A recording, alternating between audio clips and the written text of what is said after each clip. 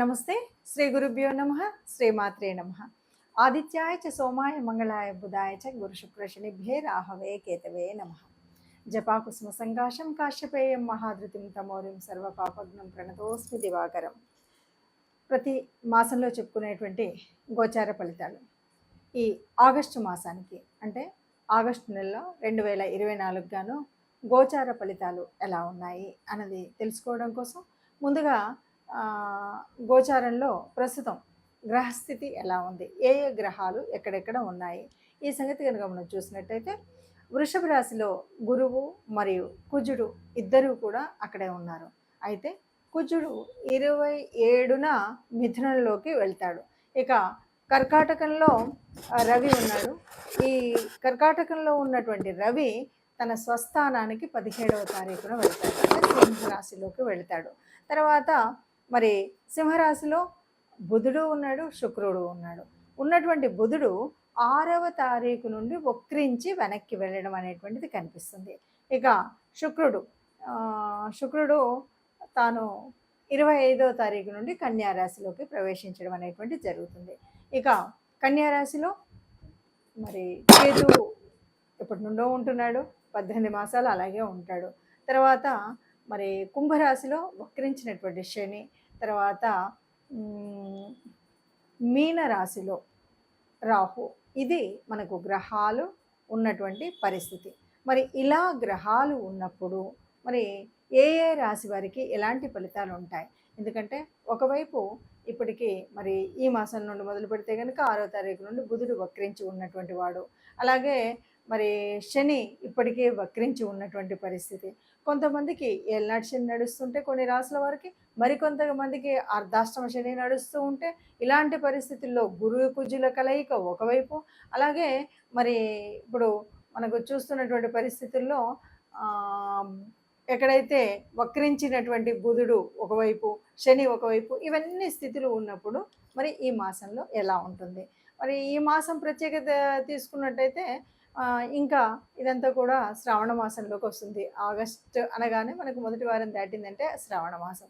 శ్రావణ మాసంలో అంటే ఏదైనా సరే, ఏ గ్రహరీతులు ఎలా ఉన్నా సరే, ఆ మాసానికి సంబంధించినటువంటి అధిదేవతల్ని మనం తలిచినప్పుడు, కొలిచినప్పుడు ఏవైనా అవకతవకలు ఉన్నా, ఏదైనా చిన్న చిన్న తేడాలు ఉన్నా మనం సరి చేసుకోవడానికి ఎప్పటికప్పుడు దేవుడు మన దేవతా రూపాలు మనకు ఆయా పండగల రూపంలో దర్శనమిస్తూనే ఉంటాయి. మరి అలాంటి పరిస్థితులలో ముఖ్యంగా మరి ఆగస్టు మాసంలో 2024 గాను ఒక్కొక్క రాశి వారికి అంటే 12 రాశుల వారికి ఎలాంటి ఫలితాన్ని మనం పొందుతామన్నది నెమ్మదిగా చూద్దాం.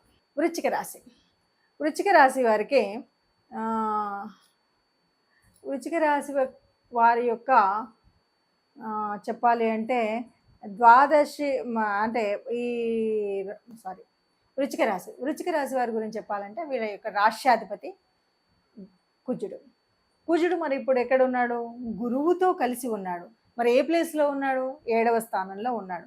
కాబట్టి దీనివల్ల గురువు యొక్క ఆ శుభ కలయిక వల్ల ఉద్యోగ స్థానాల్లో, ఉద్యోగ ప్రయత్నాల్లో చాలా బాగా జరుగుతుంది. ఇవి ప్రత్యేకించి వృశ్చిక రాశి వారికి చెప్పినప్పుడు ఒకటి విషయం చెప్పాల్సింది ఏంటంటే, బాగా ఆనందపడేటువంటి సమయం ఈ మాసం. ఎందుకు అంటే ఇప్పటి వరకు ఉన్నటువంటి అర్ధాష్టమ శని వల్ల, ఇప్పటి వరకు వచ్చినటువంటి కొన్ని నష్టాల వల్ల, ఏది చూసినా నష్టమే తప్ప లాభం లేనటువంటి వీళ్ళకి కొద్దిగా ఊరట అనేటువంటిది కలిగేటువంటి సమయం ఇప్పుడు వచ్చింది. ఇప్పుడు చేసేటువంటి ఇన్వెస్ట్మెంట్ కానీ, ఇప్పుడు చేసేటువంటి ఏదైనా పెట్టుబడులు కానీ చక్కగా కొంత లాభదాయకంగా ఉంటాయి అని చెప్పొచ్చు. ఏ ఉద్యోగము ప్రయత్నం చేసినా కొద్దిగా అనుకూలంగానే ఉంటుంది. ధన సంబంధమైనటువంటి విషయాలు అంటే చిన్న వ్యాపారం అవ్వచ్చు, ఉద్యోగం అవ్వచ్చు, ఇంకే రకమైనటువంటి పెట్టుబడులు అవ్వచ్చు, ఇవన్నీ కూడా చాలా వరకు అనుకూలంగా ఉంటాయి. ఇంతవరకు అర్ధాష్టమ శని వల్ల వచ్చినటువంటి కష్టాలు, నష్టాలు, ఈ విపరీతమైనటువంటి బాధలు అనుకున్నాం కదా, వీటి నుండి ఉపశమనం పొందేటువంటి పరిస్థితి ఉంటుంది.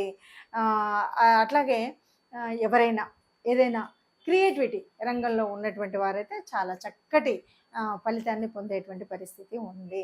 రెండవ పక్షానికి వద్దాం. రెండవ పక్షంలో 25 తర్వాత ఎట్లా ఉంటుంది అంటే, మీరు 25 తర్వాత ఎవరైనా ఇన్వెస్ట్మెంట్స్ మాత్రం చేయకండి. అంటే మనం మొదటి పక్షంలో ఏదైతే ఇన్వెస్ట్మెంట్స్ చాలా బెనిఫిట్ అని చెప్పామో, రెండవ పక్షానికి వచ్చేసరికి ఇన్వెస్ట్మెంట్స్లో కొద్దిగా జాగ్రత్తగా ఉండాలి. అవసరమై తప్పనిసరి అయినప్పుడు మాత్రం పెట్టండి, లేదంటే మానేయండి. అట్లాగే వివాహ విషయం మాత్రము ఇక్కడ మారుతుంది. 25 తర్వాత ఎవరైనా వివాహ ప్రయత్నాలు చేసినట్టయితే మంచి ఫలితమే పొందుతారు. అట్లాగే శత్రువులు ఎవరైనా మన మీద ఇప్పటి వరకు రకరకాలుగా అవాకులు చెవాకులు పేలినటువంటి వాళ్ళు కానీ మనతో ఏదో రకంగా పోరాటం పెట్టుకోవడము, పొట్లాట పెట్టుకోవడము ఇట్లా ఉంటారు కదా.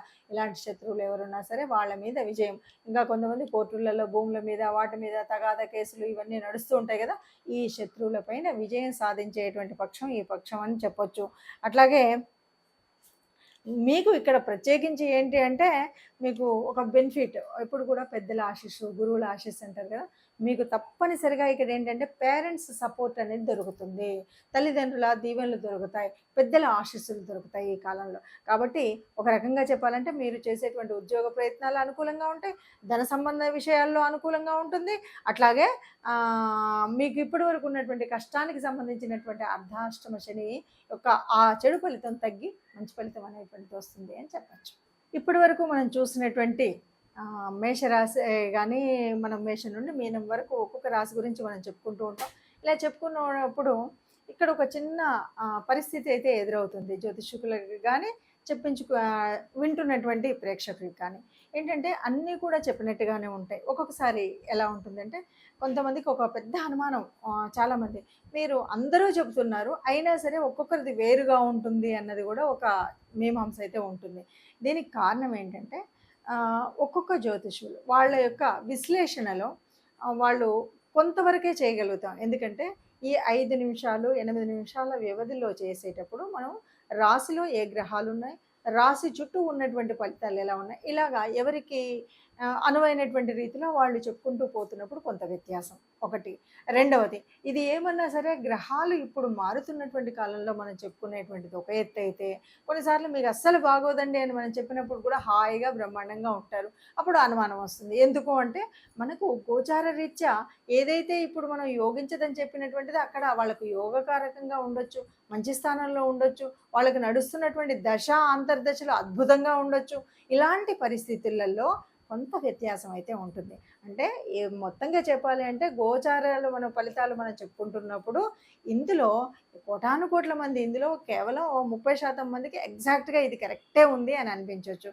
ఇంకోటి మనం డీప్గా అనాలిసిస్ చేయడం అనేటువంటిది ఉండదు. ఇది అందరినీ దృష్టిలో పెట్టుకొని ఈ రాశి వాళ్ళు ఈ జన్మ అంటే మనము ఈ రాశిని బట్టి కానీ జన్మ కుండలిలో ఉన్నటువంటి స్థితికి దీనికి ఉన్నటువంటి వ్యత్యాసాన్ని చెప్తూ వెళ్తున్నాం. కాబట్టి రాశి అనగానే ఇక్కడ ముందుగా మనకేంటి ఇక్కడంతా కూడా చంద్రుని బట్టి మారేటువంటి స్థితిని గురించి మనం చెప్పుకుంటున్నాం. అక్కడ మాత్రం అలా కాదు కదా. అందుకని ఈ వ్యత్యాసం అనేది ఉంటుంది. చాలా క్లియర్గా కావాలి అనుకునే వాళ్ళు ఎవరైనా సరే మీకు నచ్చినా లేకపోతే మీకు తెలిసినా దగ్గరలో ఉన్నటువంటి జ్యోతిష్యుల దగ్గరికి వెళ్ళి స్వయంగా మీ జన్మకుండల్ని చూపెట్టుకొని, అందులో కూడా ఇంకొక విషయం, ఒక్కసారి జన్మకుండల్లో మాది ఇదండి అనుకొని ఒకసారి వెళ్ళి మా మొత్తం జీవితం మొత్తము అద్దం ముందు కూర్చొని పెడితే అద్దంలో కనబడినట్టుగా కనబడుతుందంటే ఇది ఉట్టి మాట. ఎందుకు అంటే ఒక్కొక్క ఏరియాలో ఒక్కొక్క రకమైనటువంటి ప్రాబ్లమ్స్ ఉంటాయి. అంటే ఉద్యోగంలో ఒక రకమైన ప్రాబ్లం ఉండొచ్చు. అంటే ఉద్యోగానికి కారకత్వాలు కల్పించేటువంటి గ్రహాల వల్ల కానీ ఏ భావాలు అందుకు చూపెడుతున్నాయి అన్నది ఒక తేడా. అలాగే ఉద్యోగం కానీ, వివాహం కానీ, సంతానం కానీ, ఇలా అనేక విషయాల్లో అనేక ఏ ఏరియాలో మనకు అంటే నాకు సంతానంలో కొద్దిగా ప్రాబ్లం ఉంది, లేకపోతే నాకు ఉద్యోగరీత్యా ఈ ప్రాబ్లం ఉంది, లేకపోతే నాకు ఫైనాన్షియల్గా ఈ ప్రాబ్లం ఉంది, అన్నీ ఉన్నాయి కానీ బంధువులతో ఈ ఇబ్బంది ఉంది, ఇలాంటివి ఏవి ఉంటాయో వాటిని ప్రత్యేకించి చెప్పడం కోసం, తెలుసుకోవడం కోసం మీరు చేయవలసిన పని ఎవరైనా సరే మీ జన్మజాతకాన్ని చూపెట్టుకోవాలి. జన్మజాతకం చూపెట్టుకోవాలి అంటే తప్పనిసరిగా పుట్టినటువంటి అంటే date of birth, place of birth, time of birth ఈ 3 తప్పనిసరిగా ఉండాలి. ఈ మూడింటిని ఉపయోగించుకొని మీ తెలిసినటువంటి జ్యోతిష్యులు, మీకు నమ్మకస్తులైనటువంటి వాళ్ళు లేదా మీకు దగ్గరలో ఉన్నటువంటి వాళ్ళు, మీకు వీలుగా ఉన్నటువంటి చోట మీరు చెప్పించుకుంటే ఏది కావాలో అది మీకు పూర్తిగా వివరంగా దొరుకుతుంది. ఆ దృష్టిగా వెళ్ళండి. ఇంకా ఇప్పటి వరకు మనం చెప్పుకున్నటువంటి వాటిలో ముఖ్యంగా ఇప్పుడు ఇదంతా కూడా శ్రావణ మాసం కాబట్టి ఏదైనా కొంచెం అటు ఇటుగా ఉన్నటువంటి దోషాలను సవరించుకోవడం కోసం మనం చేసుకునే రెమెడీస్ ఏమి చేసుకున్నప్పటికీ కూడా ముఖ్యంగా ఈ మాసం అంతా కూడా లక్ష్మీదేవి ఆరాధనతో నిండేటువంటిది. ప్రకృతి తత్వం అంతా కూడా ఆత్మమయంగా ఉండేటువంటి అమ్మ రూపంగా ఉండేటువంటి స్థితి కాబట్టి అందరూ కూడా ఈ వచ్చేటువంటి శుక్రవారాలన్నింటిలో కూడా లక్ష్మీదేవి ప్రార్థన చేయండి. లక్ష్మితో పాటు ఆ విష్ణుమూర్తిని నమ్ముకొని ఆయన యొక్క విష్ణు సహస్రాలు వినడం కానీ, విష్ణుదేవుడి ఆలయానికి వెళ్ళడం కానీ చేసినట్టయితే ఏదైనా మనకు కష్టంగా అనిపించేటువంటి గ్రహస్థితి ఆ కష్టాన్ని తెలియకుండా ముందుకు తీసుకువెళ్తుంది. కాబట్టి అందరం సుఖంగా ఉండాలి, అందులో మనం ఉండాలని నమస్కరిస్తూ ధన్యవాదాలు.